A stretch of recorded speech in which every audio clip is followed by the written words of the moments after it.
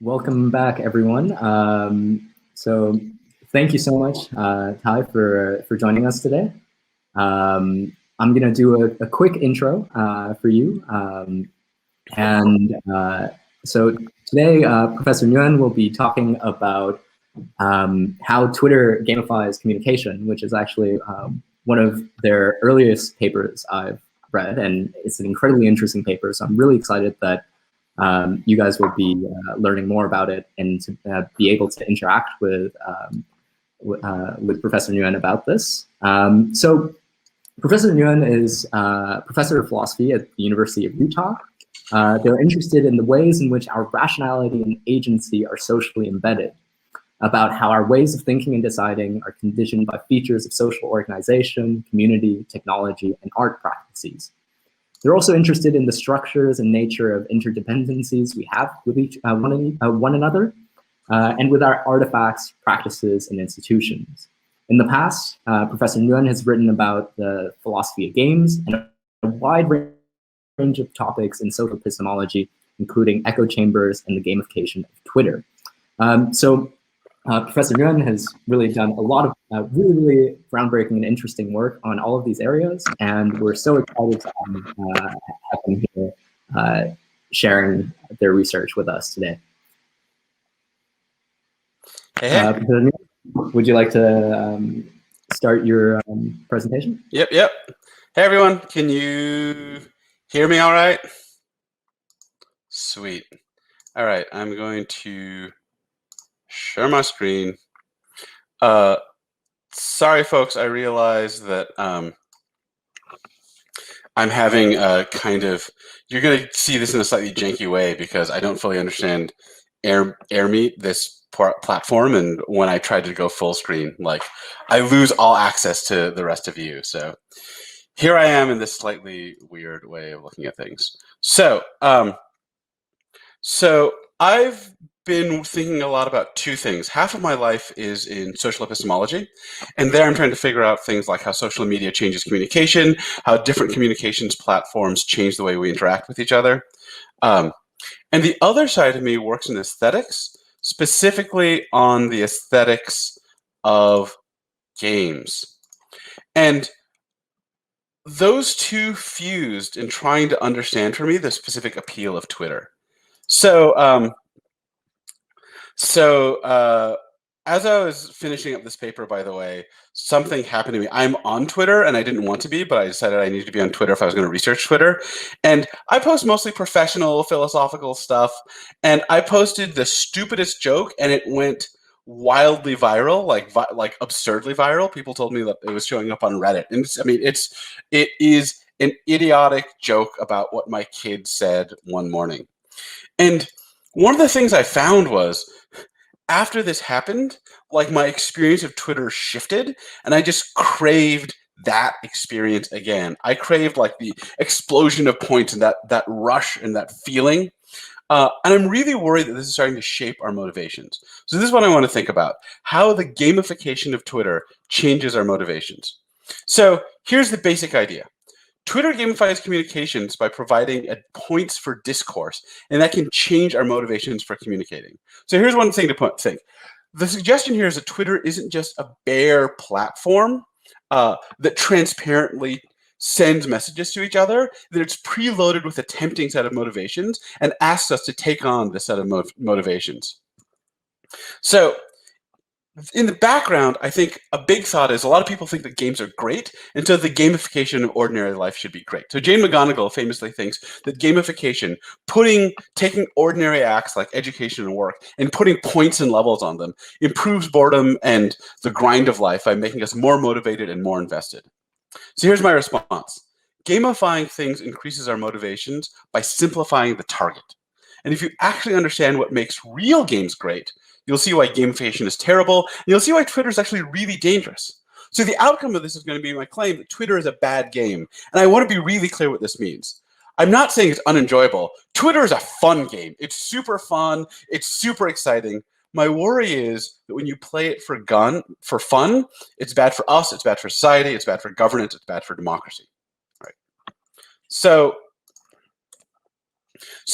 this talk is going to come in 3 acts. The first act, to understand the theory about gamification, you have to understand the theory about games. So I'm going to give you a quick overview of my view about games. Act 2, we're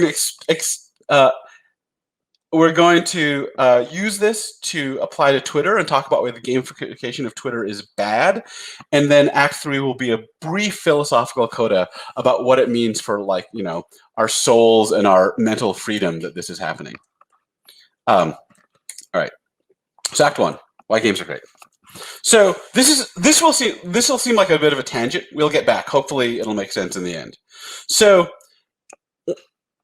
in my hat as a philosopher of art, I've been thinking a lot about what makes games an art form. So a lot of people out there want to say that, oh, games are an art when they tell stories or when they're like a movie. And I want to think about what makes games special as games, as things that we play. So to understand that, we have to understand what games are and why we play games. So interestingly, there's this wonderful book from the 70s from a philosopher named Bernard Toots called The Grasshopper. And he offers the following definition of a game. He says, games are unnecessary obstacles that we take up voluntarily for the sake of the activity of struggling to overcome those obstacles. And he means here, by the way, all kinds of games. Sports, board games, video games, all that stuff, right? So we go. So here's one way to put his point. His point is that when you're playing a game, the goal that you're pursuing is not actually the point in and of itself. It's to get that goal within certain constraints. So here's one way to put it. If you're running a marathon, the point of the marathon is not to be at the finish line, because you could, if that was just the point, then you could go there another way. I mean, you could take a taxi, you could call a Lyft, you could take a bird, right? There are a lot of easier ways to get to the finish line. But it only counts as playing the marathon if you achieved that goal inside a specific system of constraints. Right? Does that make sense? So a game is a specified goal and a specified set of constraints. In my analysis, what this shows us is there are 2 ways to play a game. One way is you play for the sake of winning. We can call that achievement play. And the other way is that we play for the sake of engagement with the activity. This I want to call striving play. So striving play is a complicated way of saying that the journey is the destination, right? Or here's another way to put it. Some people try to win because they want to win. Some people try to win because it's fun to try to win, right? That's the difference. Are you playing to win, or are you just temporarily trying to win in order to have fun? So striving play for me involves this funky thing, which I want to call a motivational inversion. So in ordinary life, we take the means for the sake of the ends. And in striving play, we pick the end for the sake of the means it forces us through. Hopefully that makes sense, right? I'm a rock climber. And in rock climbing, I try really hard to get to the top of the cliff. But I actually don't care about being at the top of the cliff. And one of the ways you can tell is as soon as I get up there, I lower off and I get and there's usually an easy way off the back, right? I take on that goal because I like the experience of trying to balance my way up a rock and trying, right? That makes sense? Okay. By the way, you're very, in the current view I have right now, I can't see any of your faces, so these like various thumbs up emoji are really useful, so I'm not just talking into the void. So here's an argument for the actuality of striving play. Sometimes we limit our ability to win in the long term, even as we try to win all out in the short term. So here's, let me give you an example of this actually. So my wife and I play a lot of board games. And a lot of the times we'll get a new game.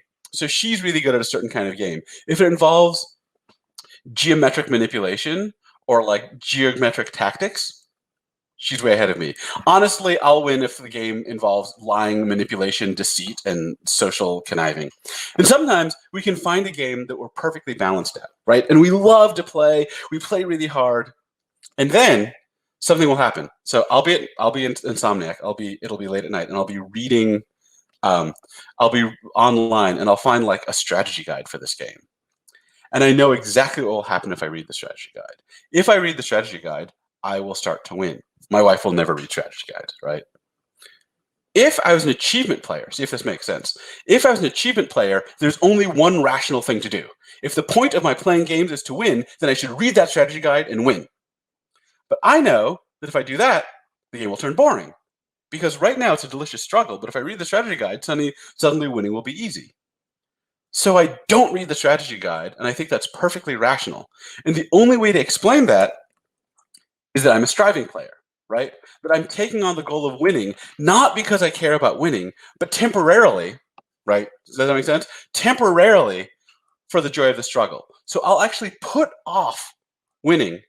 I will make I will make decisions in my ordinary life to make myself less likely to win so that when I play the game, it'll be an interesting struggle, even though when I play the game, I'm trying all out to win. Here's another argument for the actuality of striving play. Consider the category of stupid games. Stupid games are only fun if you try to win, but the fun part is failing. Like, for example, Twister, right? What's interesting about Twister is what we want to do is fall hilariously. But if you actually intentionally fall, it's not funny. It's only funny if you are trying not to fall. So we have this weird capacity. Doesn't it make sense? We have this weird capacity where we can absorb ourselves in the goal of trying to win, even if our goal is to fail. But we have to put that out of mind, right? So I've written a lot more about this if you care about this. But so what's interesting here is that stupid games illustrate the possibility of striving play, which shows that we have the capacity to absorb ourselves temporarily in disposable ends, right? So think about this. This helps us answer the question of what games are. So one way to put it is, what's the artistic medium of games? Like oil painting, the artistic medium is oil. A lot of people want to say that games are a kind of story. What I want to say is that playing games, you can take on temporary disposable ends and submerge yourself in them as if they were your real goal. It feels real. And game designers tell us what our ends are in the game. They set our motivations. Think about if you play like one of these geeky board games like I play, Agricola. You get the game, you open it up, and then you find out what you should care about during the game. You find out whether you're trying to win, whether you're trying to cooperate with people, whether you're on a team, whether you're trying to collect gold, whether you're trying to kill people. The game just tells you, and you just pick up its cares, right?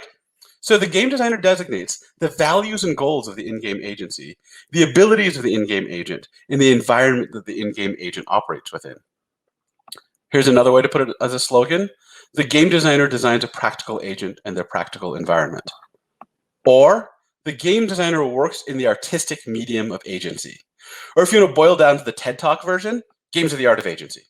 This is basically the summation of my theory. By the way, and another way to put it is that games are, in the book, what I say is that games act as a kind of library of agencies, and you can explore different mental modes of agencies in games. And when you play games, like real games, not gamifications of work or education or Twitter, when you play real games, you explore different agencies. You try on different ones, and you can become more free by exploring different agencies.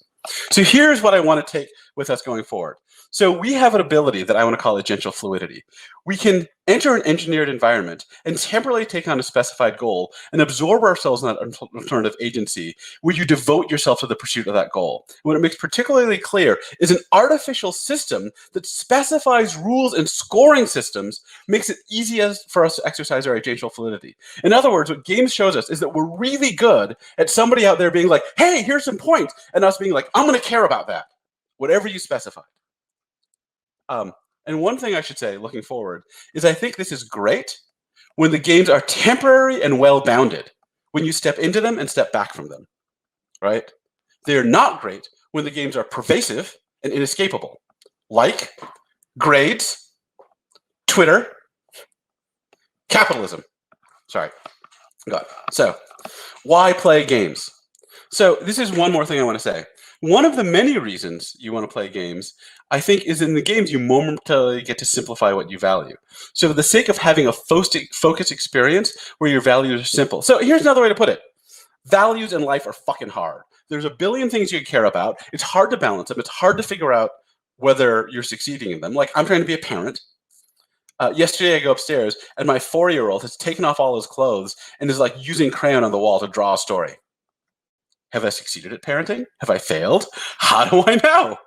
But in games, for one moment, you get to know what the point is, what you're doing, and why. Does that make sense? In games, you have temporary, artificial value clarity.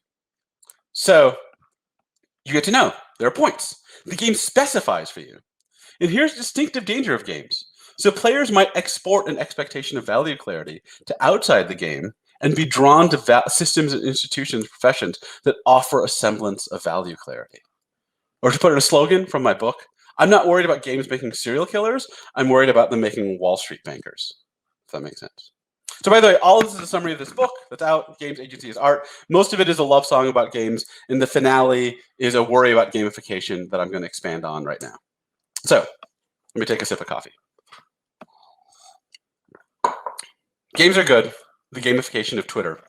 And by the way, the gamification of education is terrible. I keep getting in rooms arguing that the gamification of grades is this like pervasive, inescapable game.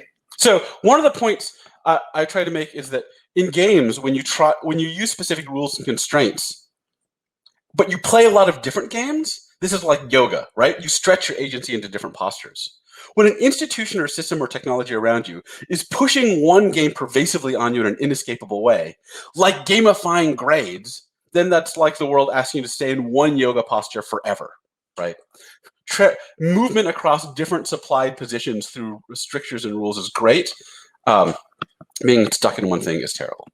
So gamification, by the way, is a process that explicitly builds game-like features, such as scoring systems, into ordinary activities, like Fitbit, Strava, Twitter, Facebook. Disney famously gamified their workplace. So Jane McGonigal, gamification advocate, says gamification increases motivation by making dull activities fun. So here's my worry. The pleasure of games comes from simplified values, which create value clarity. So in order to introduce the pleasures of games into ordinary activities, you need to simplify and narrow the target of those activities. So gamification increases motivation in exchange for simplifying the target. So here's an example. Many of us come to Twitter with an interest in communicating, connecting, and collaborating towards truth and understanding. But Twitter's scoring system urges us to aim at virality. All its scores are about popularity, likes, retweets, and follower counts. And just to claim, I think this should be obvious, virality is easier to measure mechanically, but to far thinner value.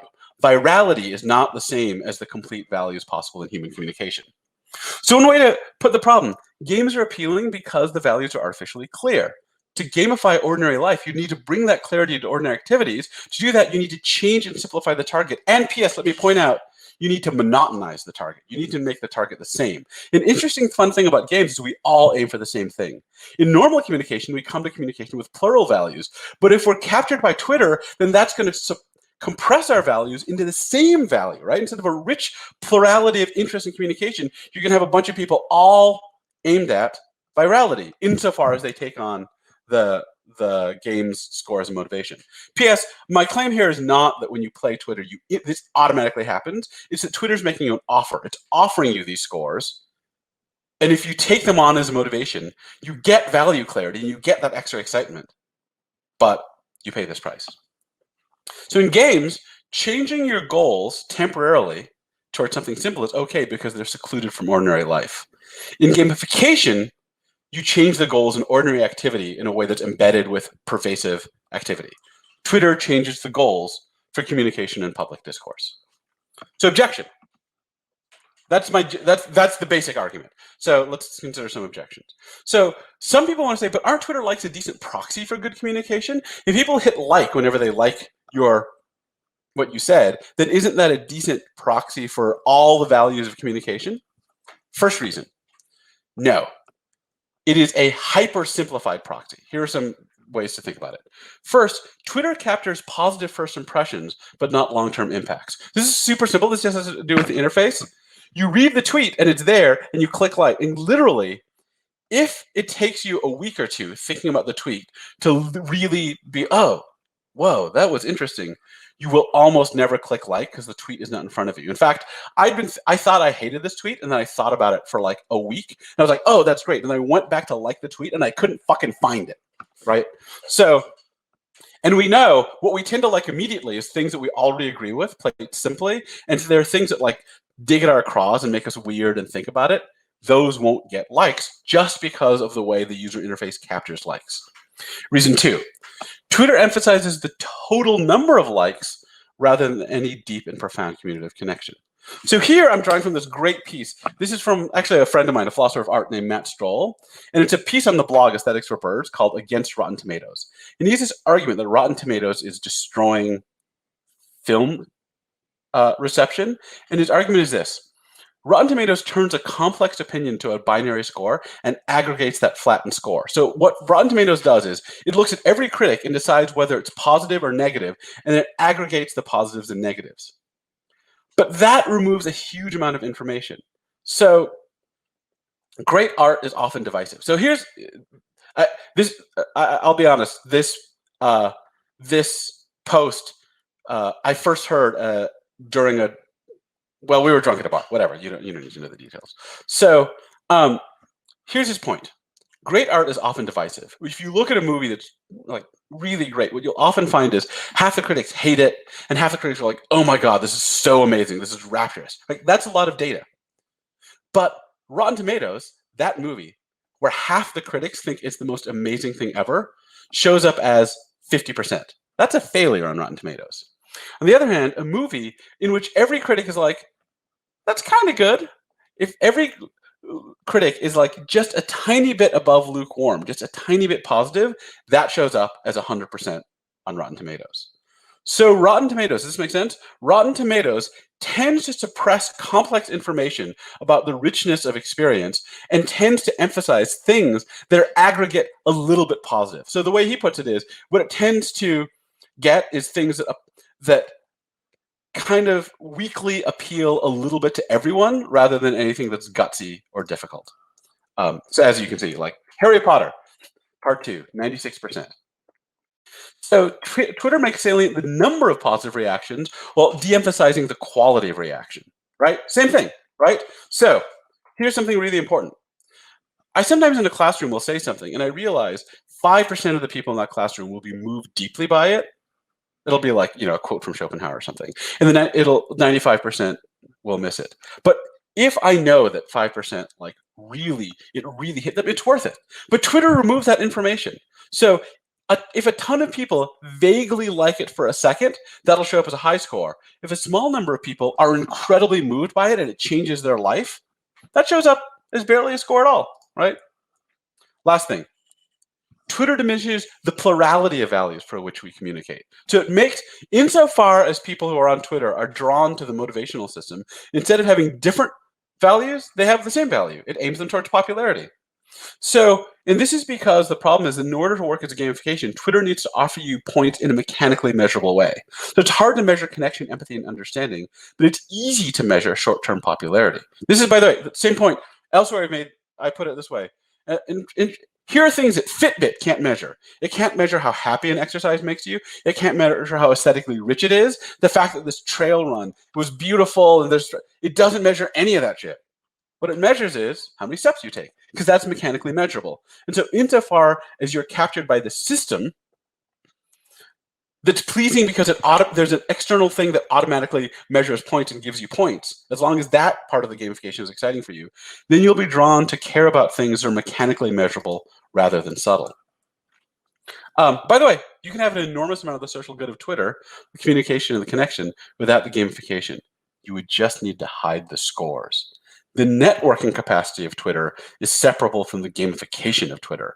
But I also suspect that the addictive qualities of the gamification of Twitter are part of what makes it so thrilling to people. Okay, I'm going fast here. Hopefully we'll get to Q&A. Last point, a philosophical coda. So I'm going to take a big step back. There's a larger thing I'm worried about here. Here's a story from actually my mother-in-law, Chris. So she says she's retired and she and her husband, Tom, were going on a vacation to Rome. They were going to look at the ruins. And they were meeting up with another couple that had been friends of theirs, but had moved away and they hadn't seen them in like a decade. And Chris says she was so excited to see all these things with them and go to restaurants and go to the opera. And then she says her entire vacation experience, the thing that ruled it was the other couple's relationship with their Fitbit.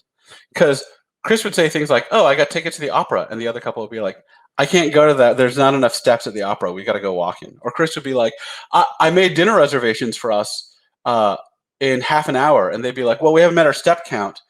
We can't meet you for dinner. We're going walking, right? So I'm really interested in what happens, the distinctive thing that happens when you internalize is your values and targets, institutionally created metrics, measures, and scores. I want to call this phenomenon value capture. So I talk about this at the end of the games book, and since I wrote that a few years ago, this is what I've been researching the most. Value capture is a case when your values are rich and subtle, and you enter a social environment that presents you with simplified, typically quantified versions of those values, and the simplified versions take over in your motivational system. Examples: academic assessment, research impact factors, retweet numbers, Facebook likes, numerical wine scoring, Fitbit numbers, quantified policing, money. Like you go into journalism for the last love of truth, but you leave caring about your click numbers. P.S. This is, I think, a really important phenomenon. I used to be a journalist, and a lot of my journalist friends complain about the dominance and the motivational dominance of click counts, which didn't used to be motivational before. That seems important to me for public discourse. You start exercising for your health, but you end up trying to max out your Fitbit scores, or optimize your BMI. Or you start learning out of curiosity, but you come out focused on your grades. Or you start tweeting for the sake of truth and justice and connection, and you end up aimed at producing viral content. There's a really interesting sociological literature here, but I want to particularly recommend Wendy Esplin's work. This book of hers with Michael Sauter is particularly amazing. This may be relevant to you. This is called Engines of Anxiety. And Engines of Anxiety is a 10-year empirical study by two sociologists of what happens to law school culture and legal culture in general when the US News and World Report starts issuing law school rankings. So before the US News and World Report rankings, there were no rankings. What you did was different law schools had brochures, and there's a book called Barron's that collected qualitative descriptions, and people would figure out what they cared about. And different law schools had different missions. Some had social justice missions, some had ethics missions, some had scholarly missions, right? And you choose what matched you. One of the things I say is that when the rankings come out, everything changes because the entire system attunes itself to those rankings. So one, law schools get punished for not being high in the rankings. They get punished horribly. So this is incredible. A lot of law schools have to abandon social justice missions, ethics missions, and missions that involve serving the local community or underserved minority populations, because those spend resources in ways that don't help them on the rankings, and they are so punished by fundraising and student choice for being lower on the rankings that they're forced to abandon social justice missions. The other thing that Esplin and Sauter say, by the way, this book is genuinely if you want a truly horrifying look at what's going on in the world, read this book. She says this is the most interesting thing. She says that in this book, it's two of them. Esplin and Sauter, say that students before the rankings used to deliberate about what their values were for a legal education, and thus what their values were for a legal career, and then use that deliberation to choose between law schools. Does that make sense? So the choice of law schools, where each law school has a different mission and has a different value system, that triggers a value deliberation process in the student about what they care about. But what Esplin and Sauter say is once the law school rankings come about, that period of personal deliberation disappears. Prospective law students start taking their purpose as getting to the best school, and they take the rankings from the magazine as setting what best counts as. So here's what I want to put it in a philosophical way. Value capture disrupts the process of value self-determination. You should be choosing your values for yourself and tailoring them to your psychology and place in the world. Instead, it cuts off that process and substitutes a prefabricated and standardized value for a tailored one. Or in a slogan, with value capture, you outsource the process of value self-determination. I'm going to get to Q&A fast, so I'm going to move forward a little bit. So here's the main point. In order to be motivated by Twitter and Fitbit's gamifications, you need to care about their measures. You need to internalize their scores as your own values. And unlike natural values, those scores are embedded in technologies and institutions and out of your control. What makes them appealing, they're appealing precisely because they're shared between people, standardized, and embedded in an institution or technology that counts them automatically. But to get those motivational bonuses, what you have to do is give up figuring out what you value for yourself. By the way, I noticed that no one is hitting thumbs up, and I can't tell if I've gotten boring or just fucking terrified about I would like to see your faces, because I feel that the more I think about this, the more nauseated I get about because I talk about grades when talking to students, but for me as a researcher, this is like citation rates. Notice, here's something really interesting, by the way. I just want to note that a difference between this experience with the little emoticons floating on the screen in Twitter is I don't get a running total. And I think that's really important. I do not know how many likes I've gotten, and I really like that, actually. I think that's really important. So here's your next slogan. Values should be individually tailored, but in Value Capture, you buy your values off the rack. You let Silicon Valley set them for you. So here's a big issue. Are you autonomous? So when I was giving this talk, someone once said, don't we decide in some sense to put on a Fitbit each day? Here's one response. You're making that decision, but in some sense it's habitual. You're not really making it, and the packaging makes it easier. But I think even more importantly, it's a binary decision. The problem is one of granularity. So when you put on a Fitbit, you can't adjust the parts of the value. You either accept the whole package or you don't, right? You either say yes or no. You can't tailor the particular mode of valuing to yourself. So the level of autonomy you have here is like the control you have over an end user license agreement. When you turn on your phone and it offers you a EULA, I mean, you have a choice. You signed it or you didn't. You're responsible or you're not, but your control over the details is minimized. So here's the big claim. Value Capture doesn't totally remove your autonomy. You choose to be on Twitter. You choose to put on a Fitbit, but it puts you in the same autonomous control over your values as you have over your iPhone's EULA. That's the best philosophical argument I have. So in conclusion, games are pleasurable because they narrow your values temporarily. That's safe in real games because in-game goals are detached from the real world, and because you try out lots of different games. And they're good for moral development because they show us different ways of being an agent, and that helps us be more fluid. Gamification is pleasurable because it narrows values in real life. It's not safe because it changes those values in real-world activities that have real-world consequences. And it's not freeing insofar as it's pervasive because it leaves you set on a factory setting for your values. That is it. Thank you very much.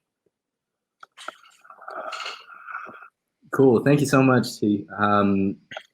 So first thing I wanted to say, as a young aspiring philosopher, I was particularly excited to have you on because I get to kind of show off one of the cooler bits of philosophy that's happening, and not talk about Gettier problems or whatever.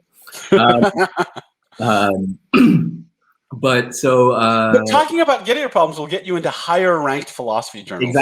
Exactly. It's actually really scary.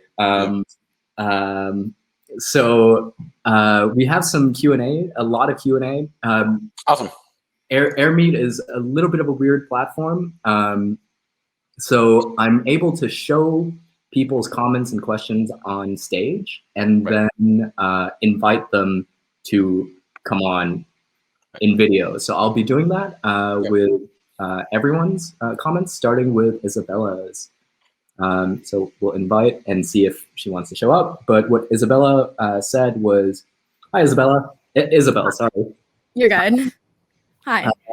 So Isabel talked about the elimination of hiding the likes on Instagram. And do you want to share your thoughts, Isabel? Yeah. So what you were saying was kind of the gamification of Twitter is that if Twitter was just a platform for sharing thoughts and there was no visible retweets and likes, what would the significance then be? What would be the significance of virality? Would followers still come into the equation? So what do you think? Do you think that the elimination of likes or likes no longer being a thing where it's the most popular tweets show up at the top of the timeline? Do you think that there is significance to that, and that that would allow Twitter to become not less toxic, but to be more productive and not rot our brains to such an extent? So if you saw, I just pulled out my phone to open up Instagram to be like, have they hidden the likes yet? I really think the less prominence that the score has, the better the less of a gamification effect you'll be. So I'm very pro that. Instagram has said that it's hiding likes, but as far as I can tell, it hasn't. Like, I keep waiting for it to happen. I literally just pulled out my phone to open up Instagram again, and it still shows like counts.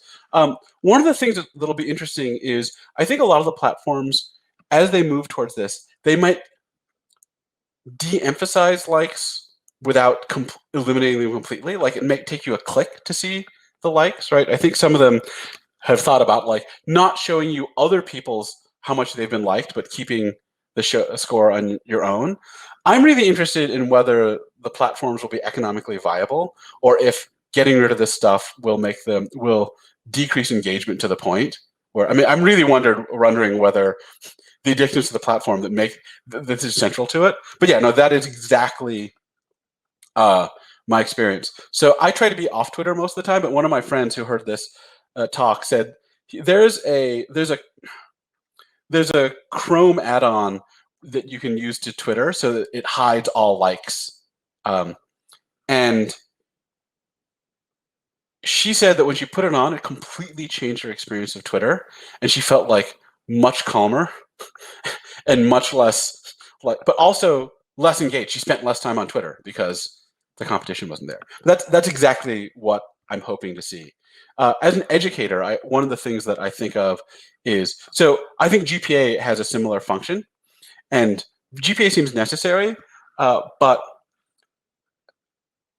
I'm interested in ways that universities can de-emphasize the pervasiveness of GPA and open up room for exploration of other educational values. I just don't know how to get the large-scale institution to do it, right? And because there are holistic things that exist, and there's also, and for me as a high schooler, what I know is it's different from school to school. I have friends who, what it is for us, they do class ranks. So, you know, because we are livestock and they're just ranking us by most to least productive for capitalism. Hopefully. But so by removing rank, so it's still then what is, everything's relative without there being comparison. So one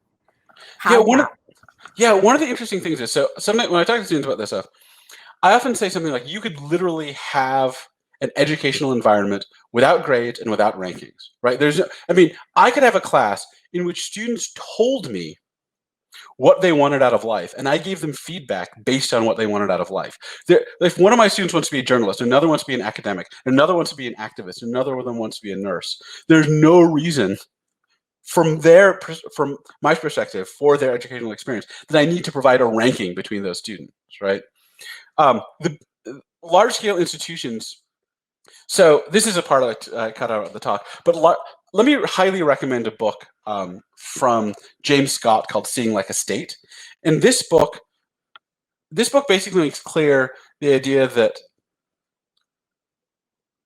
things like rankings and the things like the quantification of complex values are required for large-scale bureaucratic institutions to work.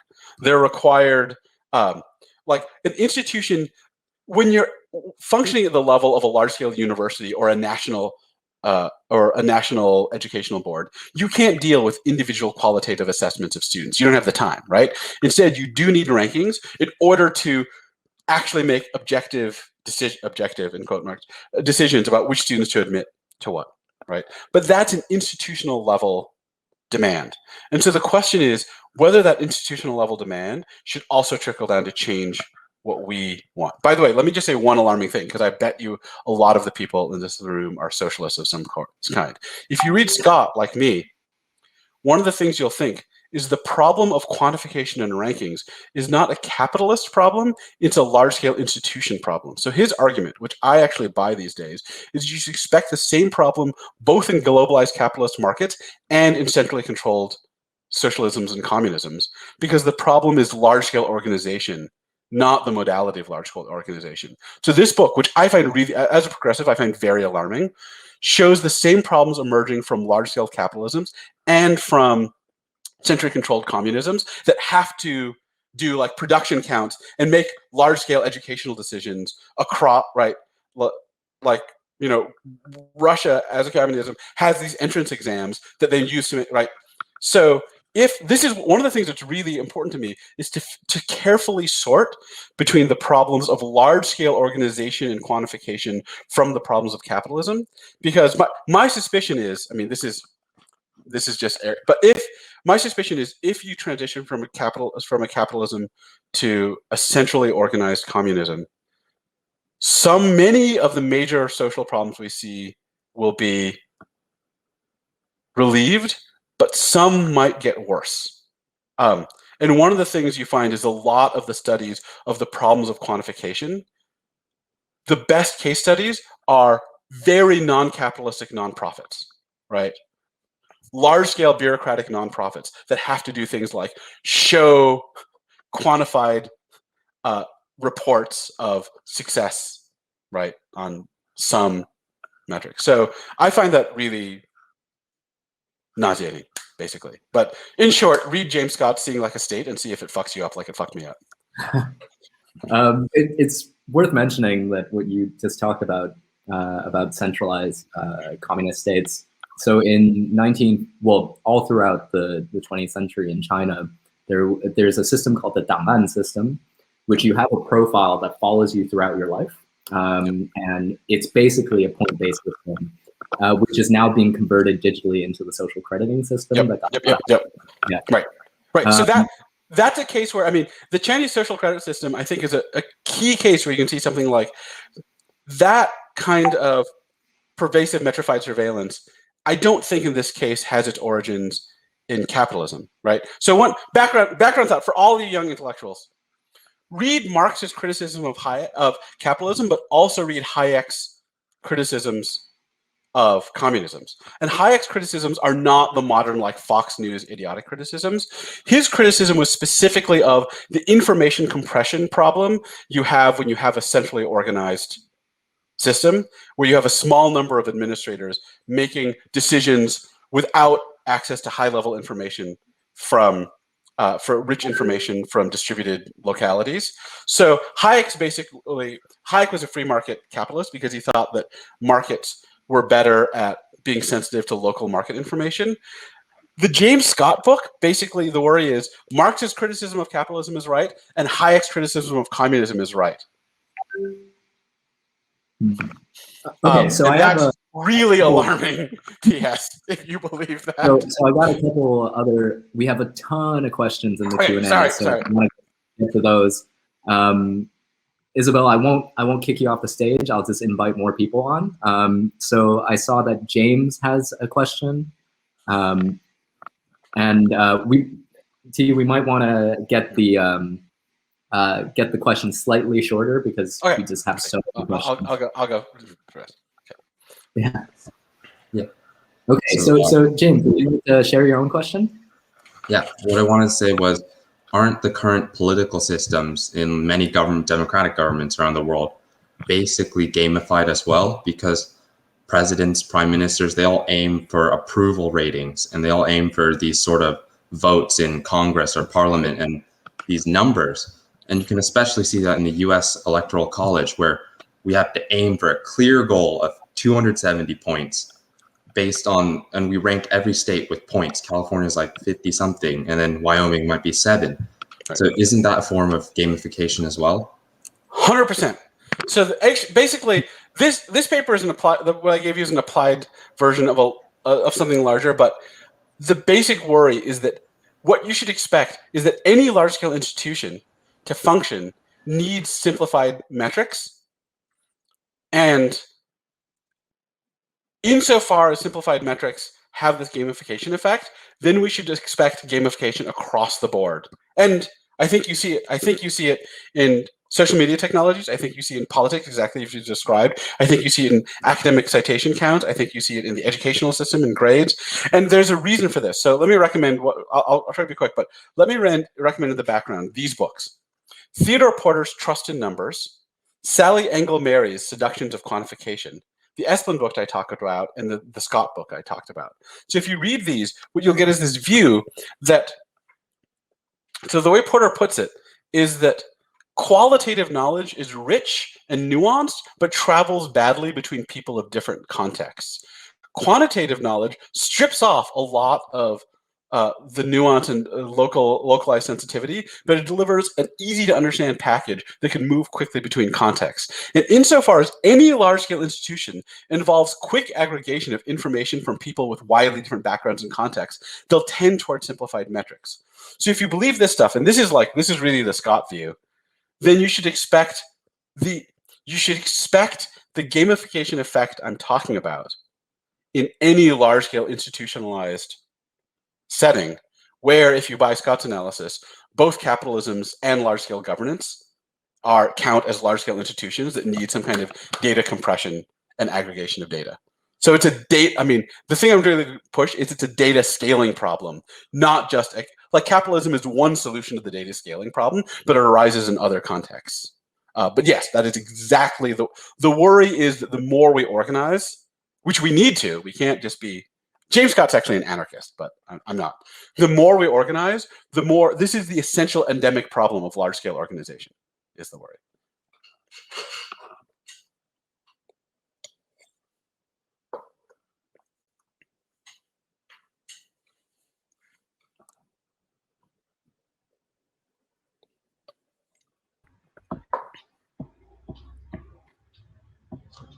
Hello, am I audible? Yeah, I think my question got skipped. Could you move on, like behind? Oh, you're on mute, Oliver. Thanks. Do you want to just share your questions? Because you have about 4. I'd say just pick one so other people also get to Okay, ask. yeah. So I have a particular question. That is, if we were to see the particular blurring out of numbers, not looking at likes or tweets, we also know that except the gamification theory, Twitter also serves for a platform for political discourse as such. How do you measure as such public opinion without looking at numbers or statistics? How do you judge by any measure the quality of the public opinion without looking at statistics? Right. So here's the basic problem. The large-scale aggregation of information requires quantification. Quantification moves us towards reduced sensitivity to personal nuance. That is the essential problem. So one way to put it is there are some things that are not measurable in mass, right? Or there's some kinds of information that are always lost when you measure en masse. Like we're getting into super philosophical terrain that I wish I had a philosophy of science degree on top of my current degree. But the worry is that there are simply some kinds of information that cannot be well measured at large scale, and that large scale methodology is going to be insensitive to. That's why this is a problem of large scale institutions. The answer is there's not a way to measure this stuff without quantified aggregation. But if you also believe that quantified aggregation loses some kinds of data, then, I mean, one response is you just need different modalities of coming to understand the world, right?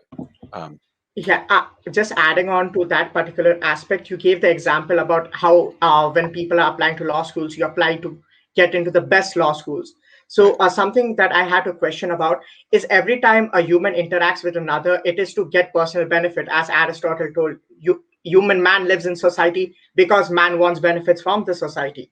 Now, looking at this, aren't we essentially gamifying every interaction we want because we personally want to derive an incentive from every interaction that is caused?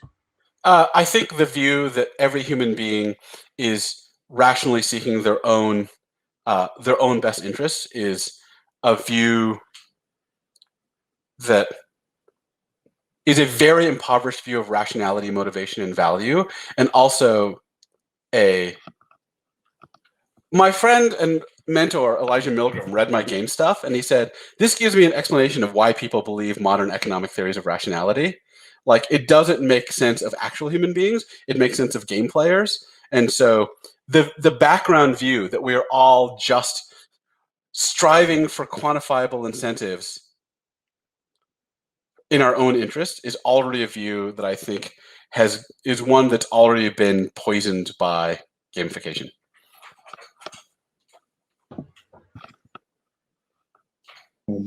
Okay, so we got a question from Evan. Evan, would you like to share your own question, or should I read it? Cool. Can you see me all right? I guess, I mean, my question is pretty much on the screen, but you talked about existentialism a bit, and you said that with that, the drive for, I was going to ask if the drive for the accumulation of money we see in the capitalist economy would be that inverted consciousness of existentialism. So we look for some kind of moniker of purpose, and then in the superstructure of capital that reinforces its reproduction. Right. So I mean, I think this is exactly, so the whole point, the big existential point is that we actually face this incredibly difficult decision of deciding what we care about for ourselves and inventing our values for ourselves and figuring out what's important for us and how we're going to live life for us.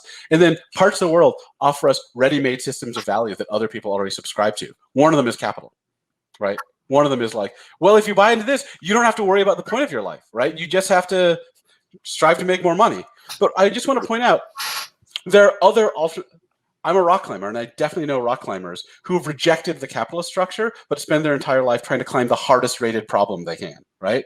I know plenty of academics who've rejected the capitalist superstructure, but spend their entire life trying to get into the most highly ranked university out there, right? I mean, one analysis, I need a historian, but one of the things I suspect is that if you look at the history of Russia, among other things, what you'll see is you don't have the capitalist gamification, but you do have a gamification that involves a internal social hierarchy and rankings inside, right? So I just want to, I keep pushing this point, like, I think capitalism is the most pernicious gamification out there right now, but I don't want all of you running about, if you believe me, I don't want you running around like, it's just capitalism, just get rid of capitalism. I kind of think this is an endemic problem to human organization. It's like inescapable as long as we're in units above like 10. Yeah. So we have to we can't make it go away. We have to learn how to cope with it. And I mean, another way to put it is, I work in a state-funded university. It is not a capitalism, but trust me, there are metrics, evaluations, and right. Well, yeah, no doubt. Yeah. Are you familiar with Mark Fisher at all? Yes. I love his work. I guess some of it I was talking about earlier in the chat. But I mean, I still think those structures still exist. Like even in Russia, I do not think they got anywhere near abolishing capitalism or any of its structures. I think the state merely just took over those capitalist organizations. Yeah. So we can talk about all that stuff later. Except that if you buy the basic theory that there's an information processing problem, capitalism is one way to solve the information processing problem. But this information processing problem of trying to aggregate information so a large-scale organization can make decisions coherently, that's endemic to large-scale organizations. Yeah. I mean, there are. I know a lot about the ECP because I talk about like the economic calculation and Mises and for Hayek and all that stuff. There are. I don't like central planning personally. There's also like participatory economics. There's other scaling problems, but I think if the communism I imagine would be very, very localized production, very little luxury commodity. Well, no commodity production, my bad, but no luxury production of goods at all. Yeah, no. This is what I think Scott wants, and the interesting thing for me is if you buy the Scott analysis, the thing you're fighting against isn't just capitalism; it's scale. Right? It's delocalization. And the solution is localization, but I mean, what I'm saying is it's a problem for large scale organizations. It's not endemic to human life. It's endemic to organized human life. All right, thank you. Cool. We have a question from Aditi. Not sure. Aditi, would you like to join the stage? Yes. Am I audible? Yes. Okay. Hi. Hello. So my question, you could treat it as a follow-up question to a previously asked question. So while we talk about likes being really toxic and how it's adding to the fatality of this entire situation, do you believe that it's this entire institution or the system of likes is as such beneficial towards digital protests or social movements that are brought up on social media, much of which run on petition systems, much of it run on the systems of tagging or likes, etc.? The second part of it being that, do you believe that democracy in totality is based on quantification? And to put it in your words,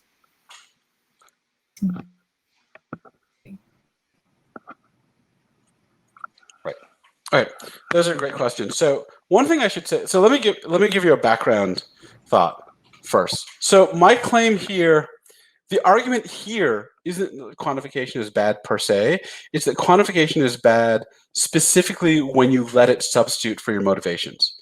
So you can use quantifications as long as you don't let them swamp your motivational system, right? The worry is it's very tempting to let them swamp your motivational systems.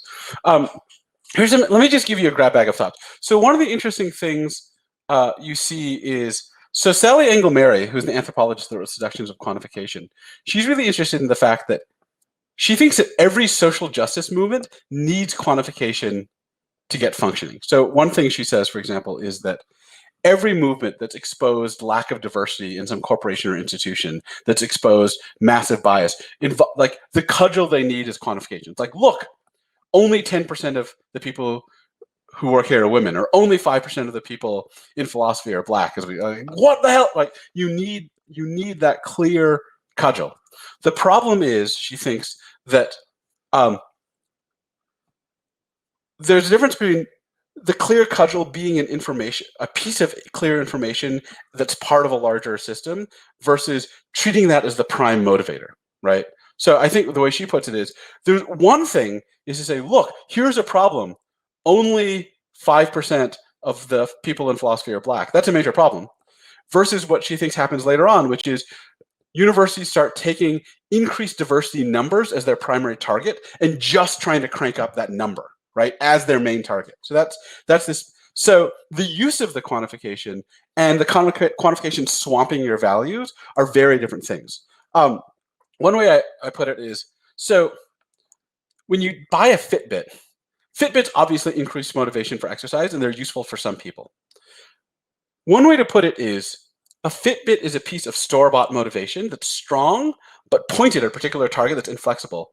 And you can take it on for a while, but the way to take it on that preserves autonomy is occasionally pausing to reflect about whether your life under that small simplified proxy value is going better or worse, right? But the worry is that many of the gamifications encourage people not to do that. That people spend their time pursuing higher Twitter likes, higher grades, higher money. That's just the goal. You don't step back and meditate on the simplified proxy from, right, that you're in a university and you stop and no one pauses to ask whether we should just be increasing the diversity quota and whether that's like you just take that as the goal. So yeah, the claim isn't that quantification is bad per se. It's that the unreflective uptake of a quantified system as a core value in the long term is really corrosive. And that's what I see. Thank you. That answers it. So we're creeping up on the 1 hour mark. I don't know. It seems like there's tons and tons of questions that haven't yet been answered, and I don't know whether you're willing to do maybe like five more. I can do 5 more minutes. I can do 5 minutes. Cool. Let's just invite. I see. I think this is a pretty good question. Basically, I think Vidhi could expand on it a little bit, but sort of more practically, how do you balance this issue that seems to be endemic to large-scale information systems? Hi, am I audible and visible? Yeah, hi Vidhi. Hi, so my question to you is that we've understood that gamification is bad, and we understand that it destroys a lot of information, the quality of information. But how do we strike balance between both of them? Like, when we've understood the things, when we've understood where we're going wrong, how do we strike the balance between both of them? That is my question. That's my question too. I feel like I've spent the last 3 years of my life describing this problem, and I have no idea what the solution is. I mean, the problem as I see it, I mean, maybe one of you can figure this out. The problem as I see it is that we need information, we need large-scale organization. Both these drive us to simplification. The simplification is really compelling. It undermines but we can't live without it. So I mean, one way I've been putting the problem recently to myself is to think of it as like a problem of federal governance, as in it's important that we set some values at a group collective level, but also that we set some values at a local level and some values individually, and that there's a swamping problem where there are these statistics that are really useful at large-scale organization, and then suddenly they become personal values for us, like GPA, right?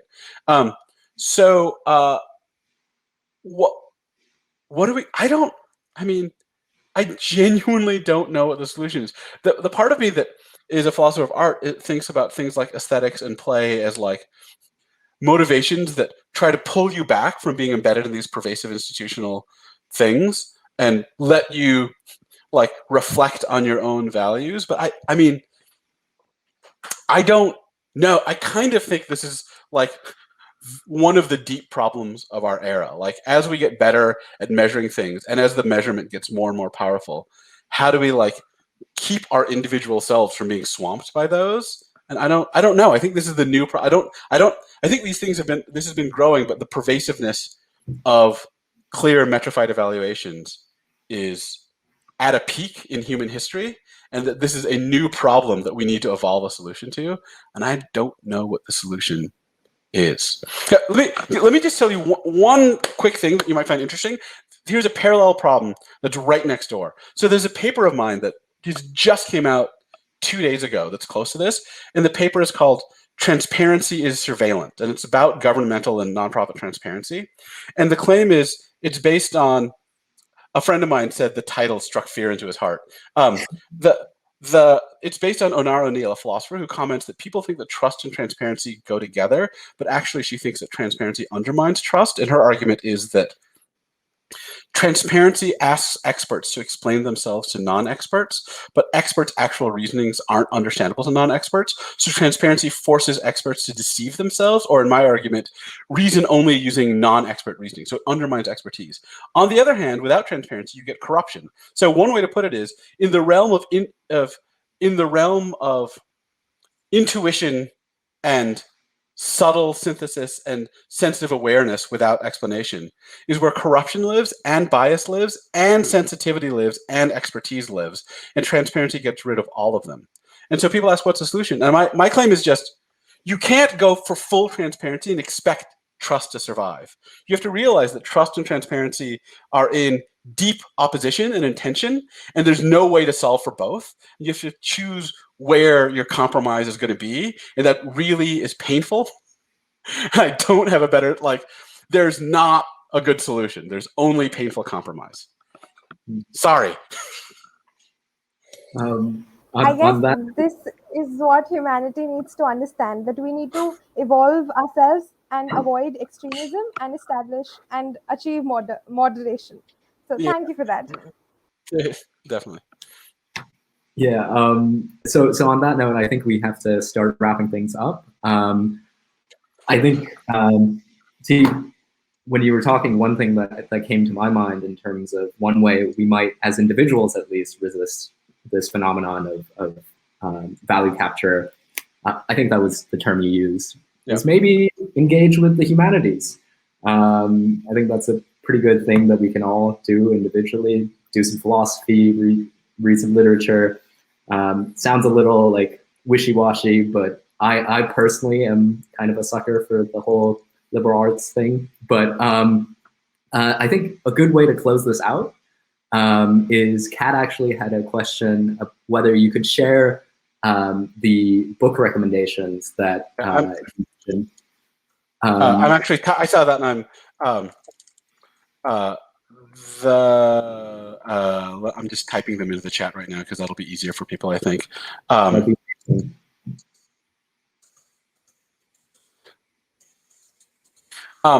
So all this stuff is referenced at the end of the book. I actually have the transparency and surveillance paper is, I haven't put it on my website yet. So here's, so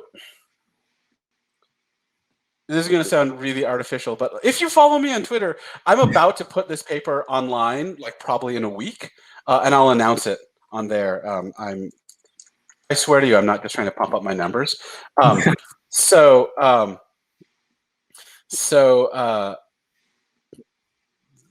the transparency surveillance paper is about to come out. Actually, I'll just give you the link right now. The problem is well, it's out in some. It's basically. I'm about to put it online. I'll put it online within a week. I'll post about it if you want that paper. It'll have all these references in it, and I'll post about that. Cool. I think I speak for everyone to say thank you so much. This is super interesting. Sorry to all the questions that we weren't able to address. I imagine you could potentially try to reach out on Twitter and engage with Professor Ngyuen there. Thank you so much for your time. Thank you all.